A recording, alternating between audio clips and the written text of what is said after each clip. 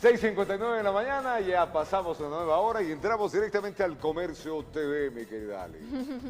Son las 6:59, un saludo para todos nuestros amigos televidentes que quieren estar informados con todas las noticias aquí en el Comercio TV. 6 grados centígrados temperatura a esta hora en el Distrito Metropolitano de Quito. El día va a estar lleno de sol, así que por favor las protecciones del caso. Igualmente el tráfico en la ciudad, si quieren verlo, pero rápidamente comienza a complicarse también. Ven, ahí estamos viendo, esto es del sector sur de la ciudad, cercano a San Bartolo, donde están las instalaciones del Grupo de Comercio. Ahí estamos viendo sectores en los cuales el tráfico está incesante. Pedro Vicente Maldonado, Alonso de Angulo, ahí estamos viendo la casita sur de la ciudad, mucho, pero mucho tráfico. Miren ustedes, llegando por acá, esta zona está, los que están transitando por la Alberto Enríquez, no les cuento el tráfico complicadito. Miren, hacia el centro de la ciudad y hacia el centro de la ciudad se comienza a complicar el tráfico desde el sur.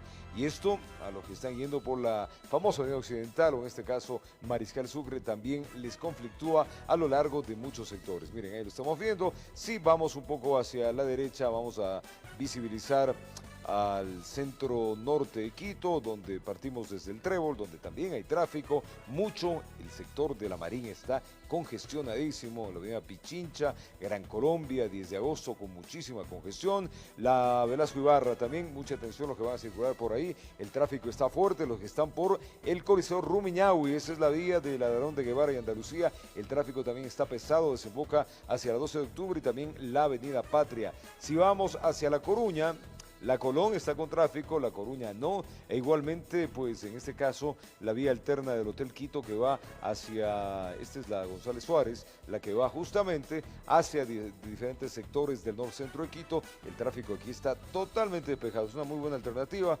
para llegar rápidamente hacia la 6 de diciembre, hacia el túnel Guayasamín y también hacia Leloy Alfaro. La zona de la 6 de diciembre, Chiris, Galo Plaza Lazo, se comienza a conflictuar a esta hora en diferentes zonas del Distrito Metropolitano de Quito. Miren, ahí estamos pasando porque le van a derrocar el Estadio Olímpico Atahualpa y le van a hacer uno nuevo. Naciones Unidas, con algunos flujos de tráfico, no mayor problema. La avenida de los Chiris también está totalmente libre. Esta avenida larga, miren, larga, sin mayor inconveniente, incluso tomando ya hacia la 6 de diciembre. Recordemos que la Chiris en este punto se une a la 6 de diciembre ya muy al norte, y si vamos al norte-norte se comienza a conflictuar a la altura justamente de la Lizarzaburu. Así estamos, así que por favor tome usted, ya sabe, las precauciones siempre, salga un poquito antes, si tiene reuniones tempranamente, media horita. Estamos ahí. Claro, para que así pueda llegar a tiempo a sus actividades y tampoco esté en medio del tráfico pesado. Dos carracos. Bueno, vamos a iniciar y les contamos que tras la reunión entre la defensa del expresidente Jorge Glass y la secretaria de Derechos Humanos para analizar el cumplimiento de las medidas cautelares otorgadas al exfuncionario por la CIDH, la secretaria mencionó que no es competente para determinar la sustitución de una pena establecida en sentencia por un juez. Unas recomendaciones con las que coincidimos. La ministra de Gobierno, María Paula Romo, mencionó que el gobierno responderá a la Comisión Interamericana de Derechos Humanos, CID, sobre las medidas cautelares otorgadas al ex vicepresidente Jorge Glass. Hemos cumplido con responder dentro del plazo. Eso no significa que vamos a responder o que vamos a hacer lo que los involucrados pues quieren, ¿no? Vamos a responder dentro del plazo, pero no podemos olvidarnos que Glass está preso porque tiene una sentencia. No es un perseguido, no está en investigación, no se está abusando de la prisión preventiva. Tiene una sentencia en casos gravísimos. Está preso como otros 22 exaltos cargos del gobierno anterior. Recordemos que el pasado 2 de enero, la CIDH solicitó al Estado ecuatoriano que adopte medidas cautelares para proteger la vida e integridad personal del ex vicepresidente. Sin embargo, el gobierno ha indicado que dichas medidas no tienen el alcance judicial para conceder las peticiones de la defensa del también exministro correísta. Lo que pasa es que agarran el informe de la CIDH y los abogados lo convierten en su propio pedido y dicen, es que la CIDH dice. No es verdad, la CIDH le pregunta al Ecuador sobre la situación en la que está privada de libertad una persona. El Ecuador le responderá sobre la situación en la que está privada de libertad esa persona, pero como país, que no nos olvidemos por qué está ahí. En el marco de la coordinación del cumplimiento de las medidas cautelares otorgadas por la CIDH en favor de Jorge Glass, la Secretaría de Derechos Humanos se reunió con el abogado representante del beneficiario para analizar las acciones que se adoptarán a fin de precautelar la vida e integridad del exfuncionario. El abogado representante de Glass habría planteado como medida la sustitución de la pena privativa de libertad por arresto domiciliario, a lo que la Secretaría de Derechos Humanos especificó a través de un boletín que no es competente para determinar la sustitución de una pena establecida en sentencia por un juez. Porque a este paso es la justicia, la persecución, la cárcel, el tamaño de la celda. En un año van a estar en los altares. Recordemos por qué están detenidos, recordemos qué es lo que vimos, las delaciones, los videos, las grabaciones. Muchos de los exministros, o por lo menos un grupo de los que están presos, aceptaron haber recibido dinero. Se declararon culpables. ¿Cómo pueden hablar de persecución cuando ya hay gente que dijo, sí, recibí? El ex vicepresidente de la República continuará en la cárcel de La Tacunga hasta cumplir su sentencia de 6 años de prisión por el delito de asociación ilícita. Informó Patricia Aldaz. Vamos a contarles que el juicio político del exministro de Cultura Raúl Pérez Torres se desarrolló este día miércoles allá en la Asamblea Nacional y a pesar de la argumentación presentada por los interpelantes, el exfuncionario no puede ser censurado, pues no existieron los votos requeridos para el efecto. Veamos. Luego de la lectura del informe elaborado por la Comisión de Fiscalización que recomendó a mediados de noviembre el enjuiciamiento político del exministro de Cultura Raúl Pérez Torres, fue precisamente el exfuncionario quien tomó la palabra. Que el presidente Lenín Moreno me propuso el Ministerio de Cultura y Patrimonio, no quizás por mis habilidades administrativas o burocráticas, sino porque durante 60 años de mi vida he trabajado en beneficio de mi patria. En su intervención defendió su gestión durante los 2 años al frente del Ministerio de Cultura, esto antes de su renuncia. Además manifestó que las causales que le atribuyen para el juicio político carecen de metodología. Debo decir categóricamente que no existe una valoración, al menos no conforme a la técnica jurídica de las pruebas. No se puede apreciar en el documento un ejercicio de lógica comprensión probatoria, ni aún uno de sana crítica para tal efecto. Pero la corta intervención de Pérez y su argumento, que no superó la media hora, fue criticado por varios asambleístas, incluido por la presidenta de la Comisión de Fiscalización, Joana Cedeño. Yo sí quiero rechazar la posición del exministro de Cultura, que ha dicho aquí que la Comisión de Fiscalización no hizo una adecuada valoración de las pruebas, puesto que, como he dicho, hemos actuado conforme lo que determina la ley y en la garantía al debido proceso. Y es que las 3 causales del enjuiciamiento político contra Pérez tiene que ver con el incumplimiento de la Ley Orgánica de Cultura y su reglamento, que derivó también en la incompleta asignación del presupuesto para los núcleos y sedes provinciales de la Casa de la Cultura Ecuatoriana. Violaron la ley del reglamento, es evidente, no solo que no cumplieron con lo que establece la ley, sino fue un sabotaje por parte del ministro para que no se cumpla esa ley, e inclusive con temas que son de locos, como en una junta plenaria tomar la decisión de que el reglamento es inconstitucional, cuando eso le corresponde a la Corte Constitucional, no a una junta plenaria de la Casa de la Cultura. De ahí que la otra legisladora interpelante, Lira de la Paz Villalba, manifestó que este enjuiciamiento político no es por la carrera de artista y aporte a la cultura del exfuncionario, sino por su gestión. Hablamos en este día no del célebre escritor, no del emblemático literato ecuatoriano Raúl Pérez Torres. Estamos hablando de Raúl Pérez Torres como el ex ministro de Cultura. Luego de 4 horas de debate y sin la presencia del interpelado, se procedió a tomar votación. Para la censura se necesitaban 91 voluntades. Sin embargo, presentes solo estuvieron 82 legisladores, dando posteriormente 59 votos afirmativos y otros 23 que se abstuvieron. Se prevé que en una nueva sesión se solicite la reconsideración de esta votación, informó Javier Rosero. Y la Comisión de Justicia aprobó el informe de recomendación para el Pleno respecto al veto al Código de la Democracia. Los legisladores se ratificaron en 10 textos y se allanaron en 8 objeciones. La Comisión Legislativa descartó la posibilidad de eliminar las circunscripciones, que era una opción mencionada en el veto presidencial. En esta objeción, los asambleístas ratificaron su texto aprobado sin dar posibilidad a que esto ocurra. Un error tremendo del Ejecutivo en donde pretendió vetar un artículo que no fue aprobado por la Asamblea Nacional y nosotros eso no lo vamos a pasar, ni lo vamos a permitir. Insisten también que la licencia sin sueldo obligatoria para autoridades que deseen postularse a la reelección sea a partir del inicio de la campaña, o sea 45 días y no 100 días como proponía el Ejecutivo. Ya que hay temor que en el momento de que esta licencia se extienda demasiado pueda tener problemas administrativos en todos los niveles de gobierno.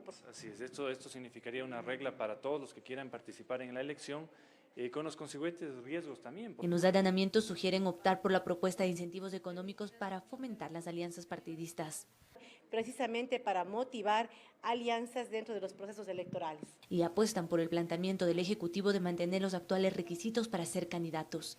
Sin embargo, en este artículo habrá un error de forma, pues el documento del veto vino con una equivocación de tipeo. No podemos corregir este error de forma, es decir, no podemos eliminar la frase artículo 95 del numeral 2, por tal motivo tendremos 2 artículos 95. Ese es un problema del veto del Ejecutivo, que está haciendo vetos con poca técnica, con demasiados errores. El documento será elevado al Pleno para su debate el martes 21 de enero. Informó Carolina Basante. Vamos a contarles que en breves minutos en el Comercio TV, en nuestro segmento del invitado, tendremos a Miguel Rivadeneira pues hablando con David Rosero. Recordemos que es el consejero de Participación Ciudadana, a quien se le analizará el archivo de la causa que tuvo en su contra por la defensa del Fondo de Cesantía del Magisterio. Así que eso será aproximadamente a las 7:30 de la mañana. Les invitamos. Es momento de irnos un corte comercial. Al retornar les comentamos que el presidente de la República, Lenín Moreno, participó en los actos de investidura del gobernante de Guatemala, Alejandro Gianmatei. Y regresamos con esta información y mucho más.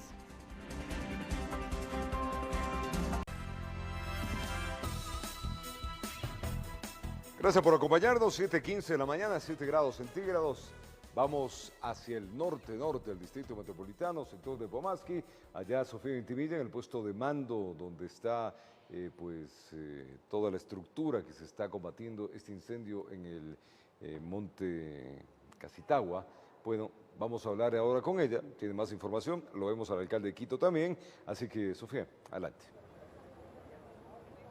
Así es, Roberto, amigos, nuevamente que tengan un excelente día. Importante señalar que aquí en el puesto de mando unificado en el Colegio Nacional Pomasqui ya pueden ver en imágenes los bomberos de los diversos cantones que han venido a reforzar estas actividades que realizan también los militares del Cuerpo de Bomberos de Quito y varios funcionarios municipales para sofocar las llamas en el Cerro Casitagua. Hay que señalar, por supuesto, y lo vamos a hacer con el alcalde de la capital, cuántos flancos todavía están activados, porque es preciso indicar que la labor durante todo el día de ayer y también la noche ha logrado que las imágenes que veíamos ayer al fondo, todo lleno de humo, ya no se vea, y eso quiere decir que también las viviendas del sector están totalmente libres de peligro. Sí, muchas gracias.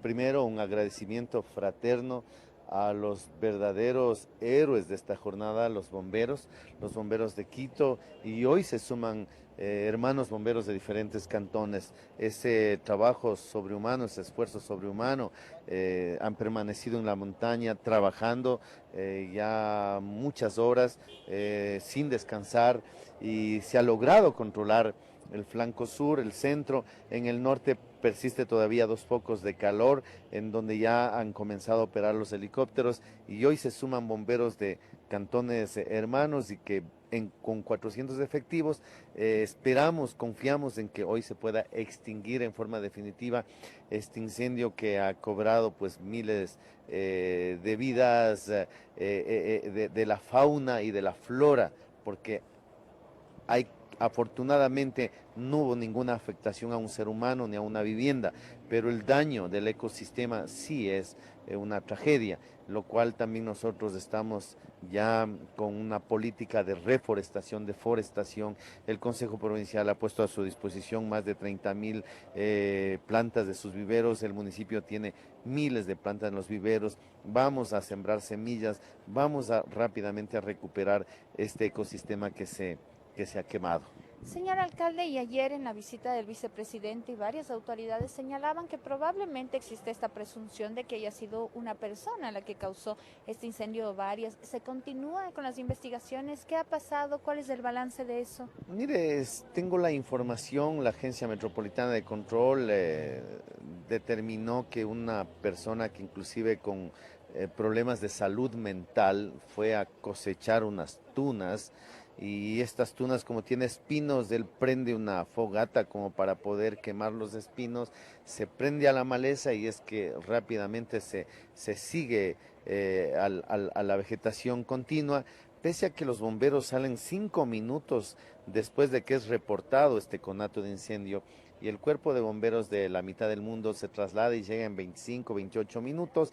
El viento y las condiciones de la vegetación hicieron ya imposible detener y se expandió para toda la montaña. ¿Qué va a pasar con esta persona que pese a que tiene un problema, como usted señala, de salud mental? De todas maneras hay que hacer un hincapié y esto no puede suceder. Mire los destrozos del cerro. Sí, es un acto de irresponsabilidad, posiblemente ahí nosotros siempre tenemos que hacer hincapié en la conciencia, en la educación, a trabajar mucho. Los incendios, la mayoría o casi la totalidad de incendios forestales siempre tienen que ver con la presencia del ser humano, y ojalá algún momento tengamos esa responsabilidad, esa conciencia de cuidar nuestro medio ambiente, de cuidar nuestro entorno y no provocar, llamar a la ciudadanía que no bote una simple colilla de cigarrillo, puede encender con el calor y el calentamiento global que tenemos ahora, una botella, una fogata que podría ser inofensiva.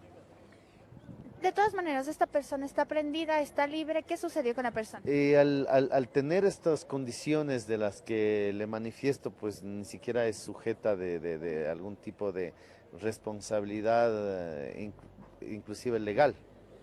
Le agradezco mucho su tiempo. Bueno, esa es la información aquí en el puesto de mando unificado. Ustedes pueden ver como varias brigadas, mientras conversábamos con el alcalde, ya han salido, y arriba de la casa se puede ver también parte del humo de estos flancos que señalan las autoridades. Ahí hay unas pendientes de casi 50 a 70 metros, por eso es tan difícil que los bomberos puedan llegar a ese lugar, y la pertinente decisión de las autoridades ha sido que salgan desde muy temprano para que a las 9 de la mañana, cuando ya el sol realmente es incandescente, no se encienda muchísimo más. Cerca de eso es donde está el oleoducto, y de allí que han formado ya trochas, inclusive me manifestaban la empresa de agua potable y todos estos funcionarios con maquinaria pesada del distrito metropolitano para evitar que llegue hasta el oleoducto y hayan mayores complicaciones, que sería la única infraestructura cerca, puesto que todas las casas pobladas que estaban en este sector, ya el incendio está controlado en esa zona y ya no hay riesgo de que alguna vivienda o alguna persona pueda resultar afectada. Esa es la información, ustedes continúan con más. Gracias, claramente lo que dijo el alcalde. Gracias, Sofía Vintimilla,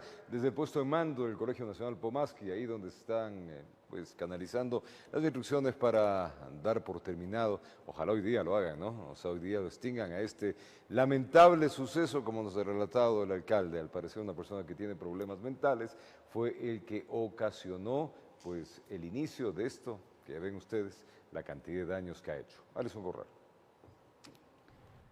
En otra información les contamos que el presidente de la República, Lenín Moreno, participó en los actos de investidura del gobernante de Guatemala, Alejandro Gianmattei. En este marco mantuvo una reunión con el primer mandatario de Panamá, donde reforzó los lazos bilaterales para trabajar en posibles inversiones en el país. En el marco de la visita a Guatemala, el presidente de la República, Lenín Moreno, participó de los actos de investidura del nuevo gobernante de Guatemala, Alejandro Gianmattei. En la ceremonia, el primer mandatario ecuatoriano participó del saludo protocolario con las nuevas autoridades guatemaltecas. Además, mantuvo un encuentro bilateral con la nueva autoridad. La relación con Guatemala ha sido siempre una relación extraordinaria. Continuando con su agenda, el primer mandatario ecuatoriano mantuvo un encuentro con su homólogo panameño Laurentino Cortizo, donde abordaron estrategias que permitan a ambas naciones incrementar su cooperación comercial. Por su parte, el presidente Cortizo destacó que el ser el dólar la moneda circulante en los dos países, existiría una positiva oportunidad de trabajo e inversión conjunta. Al final del encuentro, los presidentes coincidieron que el inicio del nuevo régimen en Guatemala puede ser aprovechado en la región para el establecimiento de un frente común que encamine acuerdos en beneficio de los ciudadanos. Yo soy un socialista que cree que hay que repartir con la izquierda. La producción hay que dejársela a la derecha, a quienes saben hacerlo, a quienes tienen la mayor motivación para hacerlo. El presidente Lenín Moreno mantuvo también reuniones con empresarios guatemaltecos para ratificarles que ahora el país ofrece mejores condiciones y seguridad jurídica para las inversiones extranjeras. Una seguridad jurídica que también permite el bienestar de la gente, respeto a los derechos humanos. Los empresarios guatemaltecos han mostrado su interés en el Ecuador, algunos ya tienen inversiones, las quieren ampliar, otros quieren invertir en el Ecuador, sienten que Ecuador es un país seguro para invertir. Informó Patricia Aldaz. Como siempre es un placer estar con ustedes. Gracias por desayunar con nosotros y compartir su tiempo en la señal de TVC. 265 notarios tendrán funciones prorrogadas en el país hasta que sean reemplazados mediante un concurso público de méritos y oposición. Así lo informó el titular del Consejo de la Judicatura, María del Carmen Maldonado, a la vez que presentó propuestas al legislativo en torno al Código Orgánico de la Función Judicial. Le contamos. El Consejo de la Judicatura expidió una resolución notificando el término de las funciones de las y los notarios. La terminación de sus periodos ha sido dada porque son unas designaciones a periodo fijo. Pero al mismo tiempo los prorrogó en dichas funciones hasta que se nombre a sus reemplazos, esto tras un concurso público. Son 265 notarios de un total de 592 a nivel nacional. Según la Constitución ecuatoriana, en su artículo 200, indica que las notarias y los notarios permanecerán en sus funciones 6 años y podrán ser reelegidos por una sola vez, es decir, 12 años en total. Del otro lado se encuentra la Ley Orgánica de la Función Judicial, que en su artículo 300, referente a la duración en el cargo, dice: las notarias y los notarios permanecerán en el ejercicio de sus funciones 6 años y podrán ser reelegidos por una sola vez. Quienes hubieran sido reelectos podrán libremente participar en los concursos que se abran respecto de otras notarías cuando concluya su segundo periodo. Dicho artículo abre la mesa de debate sobre el tiempo que deben permanecer los notarios en esos cargos y por ello desde la Judicatura se solicitó ya a la Asamblea modificar el artículo contemplado en la Ley de la Función Judicial. Que muchas personas, muchos nuevos profesionales que reúnen requisitos también puedan postular. Porque en nuestra legislación los cargos no son vitalicios, no son indefinidos, no son hereditarios. Aquí se cumplen los procedimientos establecidos en la Constitución. Sin embargo, los notarios tienen su postura. Hemos ofrecido todo nuestro contingente, experiencia, conocimientos. Ahí estarán los parámetros para la reelección. Respetamos el criterio del Consejo, ¿no es cierto? Nosotros hemos manifestado nuestra posición legal y constitucional al respecto. Pero dicho concurso se podría dilatar debido a la falta de presupuesto del Consejo de la Judicatura. Porque hay una disminución en el presupuesto del Consejo de aproximadamente 11 millones de dólares. Se indicó además que la Judicatura avanzará en la construcción de las bases para el concurso de nombramiento, informó Marilyn Jaramillo.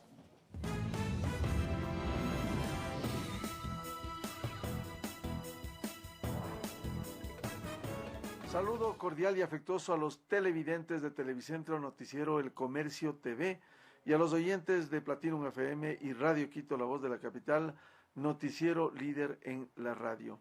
Mucho se ha cuestionado a la justicia ecuatoriana por sus dictámenes, por sus sentencias.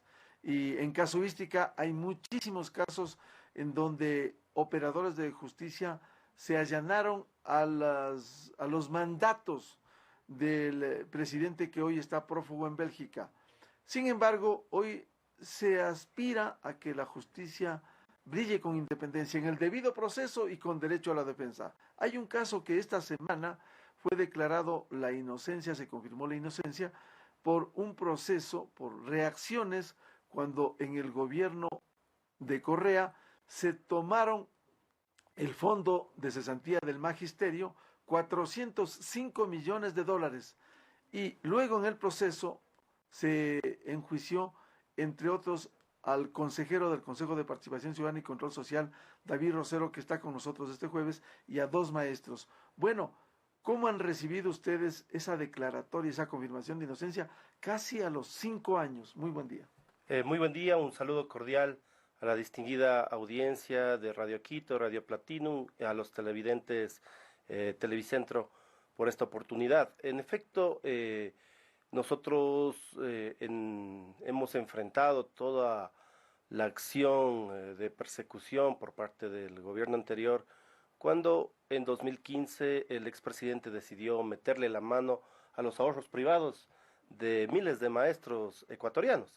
Es decir, si el día de mañana ingresa la policía, la fiscalía a su domicilio y le dice entrégueme los recursos, entrégueme la propiedad, lo menos que haría cualquier ciudadano es protestar, es exigir una explicación.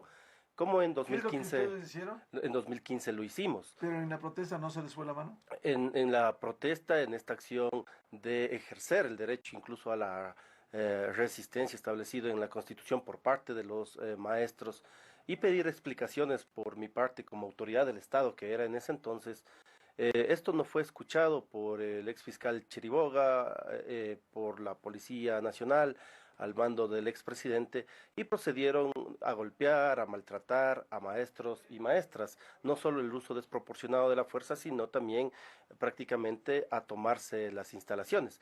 No se trató de un allanamiento, sino más bien de un atraco a los fondos de cesantía. No lo digo yo, lo dice el propio informe de la Contraloría General del Estado, que en 2019, luego de más de 4 años, determinó la irregularidad del traspaso del fondo de cesantía al BIES. Ya, por eso les devolvieron los recursos, y hay que señalarlo para el registro histórico. Se tomaron 405 millones y les devolvieron 382 millones. Así es decir, usted conoce, estimado Miguel, que en estas operaciones financieras más bien debería existir luego de 4 años mayor capital e intereses. Pero resulta que al término de esta auditoría se evidenciaron irregularidades en el manejo por parte de las autoridades del gobierno anterior, que determinó incluso que el Consejo de Participación Transitorio cesara en funciones al ex superintendente de bancos, Cristian Cruz, que en ese momento estaba como superintendente de bancos, ¿no? Una persona vinculada al gobierno anterior. Y en ese sentido se devuelve 23 millones menos, por lo que deberán responder aquellas personas, superintendente de bancos, expresidente de la República y una serie de personajes que realizaron esta acción de confiscación de dinero privado, de dinero de los ahorros de los maestros. Y en ese sentido se inició esta acción de persecución, no solo por el tema de que nosotros teníamos una posición crítica respecto a todas las autoridades impuestas por el gobierno anterior. Nosotros, por ejemplo, no votamos por Galo Chiriboga, ni por Marco Maldonado Castro, ni Yalca en el Consejo de la Judicatura. Y son precisamente ellos los que nos terminan juzgando, luego Vaca Mancheno, que fue destituido por la Asamblea Nacional. Es decir, cuando tenían el control de los diferentes poderes del Estado, se ejerció esta acción de punitividad respecto a un tema meramente administrativo, pero básicamente usted conoce, estimado Miguel, que las sentencias se dictaban en las sabatinas, ¿no? O las órdenes, y en ese sentido enfrentamos este proceso que llevó varios años. ¿Qué ha significado estos 5 años? ¿En qué condiciones se desenvolvieron ustedes, los maestros que estaban procesados, que ni siquiera podían, con medidas dispuestas por la justicia? Mire, estimado Miguel, siempre dimos la cara, siempre enfrentamos, acudimos al llamado de la justicia cuando así se reactivaba este proceso judicial. No huimos ni a Bélgica, no huimos a México, no huimos a ninguna embajada, porque siempre nos asistía la razón de haber defendido los derechos de la gente, los derechos, en este caso, del magisterio.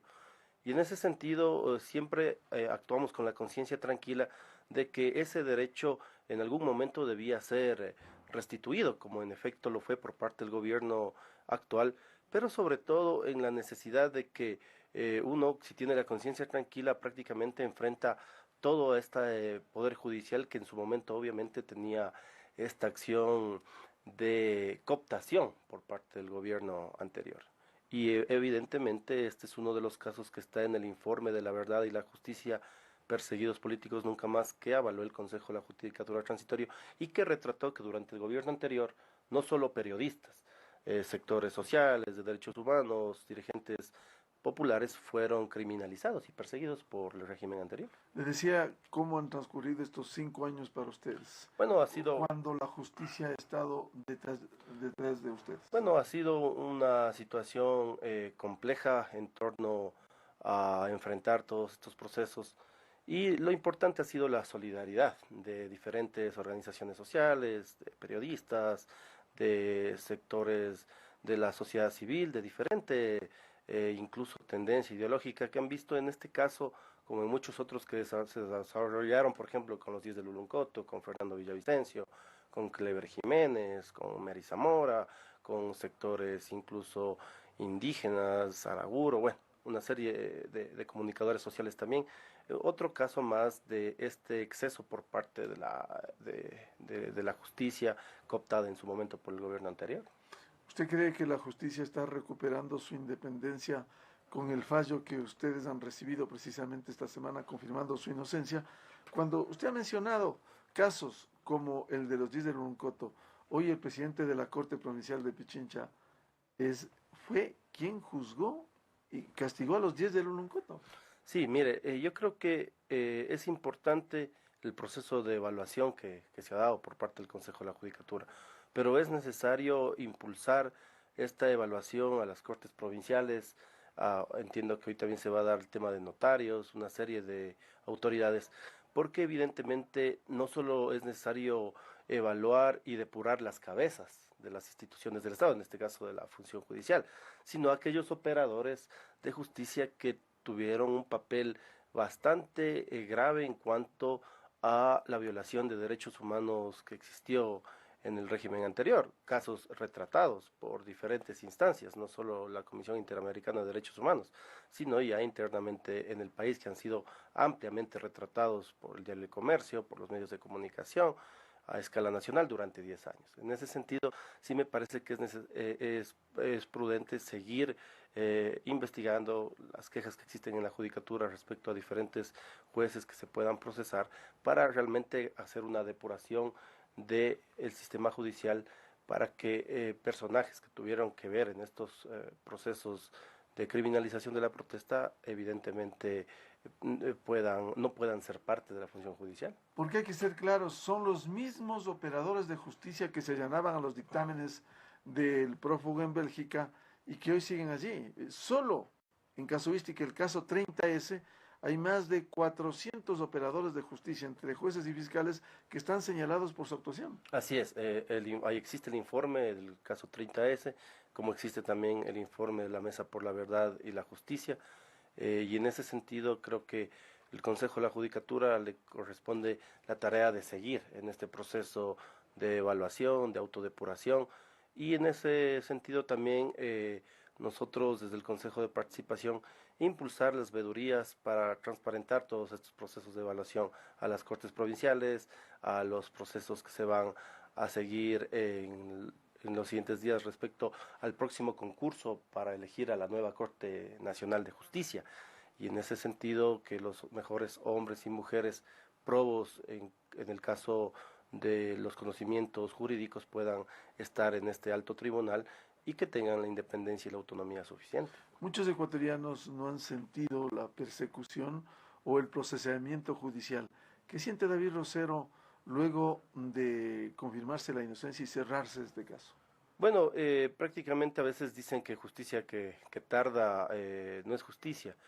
En todo caso, nosotros creemos que el tribunal reconoció que no existieron méritos para esta acción de detención, que la orden de allanamiento incluso fue una orden ilegal, había una dirección cambiada, bueno, todo un excesivo uso de la fuerza también policial, y en ese sentido creo que tiene que llamar a la reflexión, porque el Código Orgánico Integral Penal que fue impuesto en la época del Correato, precisamente tiene artículos que van criminalizando la protesta y van restringiendo derechos humanos. Entonces es necesario... Está contra la Constitución. Ese código, el COIP, que está vigente desde el 2014, La Constitución consagra, artículo 98, el derecho a la resistencia. Así es, y en el COIP existe una punitividad precisamente a ese derecho. En ese sentido, me parece que es incluso importante emprender reformas a aquellos artículos que van de alguna forma restringiendo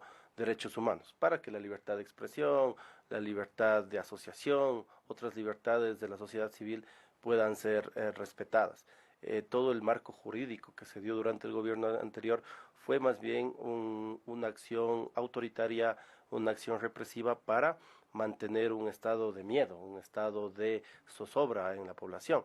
Y vemos los diferentes casos, no solo el mío, sino de una serie de ecuatorianos, el señor San Pedro, que por cargar un borrego, un monigote, fue también sentenciado a un año. Bueno, hay diferentes casos también. Y todos esos jueces siguen allí. Y es necesario entrar a analizar y a depurar esa situación. En todo caso, quiero expresar un agradecimiento a las organizaciones sociales, a todas las personalidades, a los medios que han seguido de cerca este caso, y yo creo que esa es la mejor forma de dar la cara a la justicia cuando se defienden causas justas, cuando se defienden derechos. Ahora es necesario que se recupere, en el caso de los maestros, esos 23 millones de dólares que ha sido perjudicado el fondo de cesantía. ¿Y en qué estado se encuentra? Si el gobierno de Correa se tomó los 405 millones y les devuelven 382. Bueno, las autoridades respectivas del magisterio en los próximos días tomarán acciones respecto a los responsables que en esa época del gobierno anterior tuvieron la osadía de confiscar dineros privados. Y obviamente que la justicia pueda actuar en correspondencia para que este caso de afectación grave a derechos humanos, incluso de afectación al derecho a la propiedad, no vuelva a suceder en el país. ¿Qué expectativa tiene usted luego de este dictamen de la justicia que favoreciera también a los maestros? Bueno, que en el caso de diferentes actos de persecución que se dieron durante el gobierno anterior, están los despedidos famosos por este famoso decreto de compra de renuncias voluntarias obligatorias que en la práctica se daban.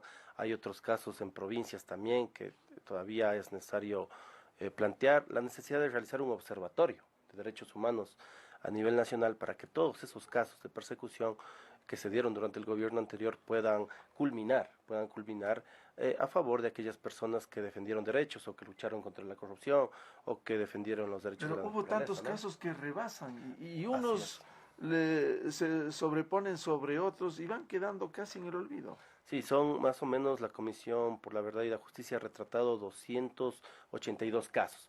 Pero en personas afectadas son más de 800 personas.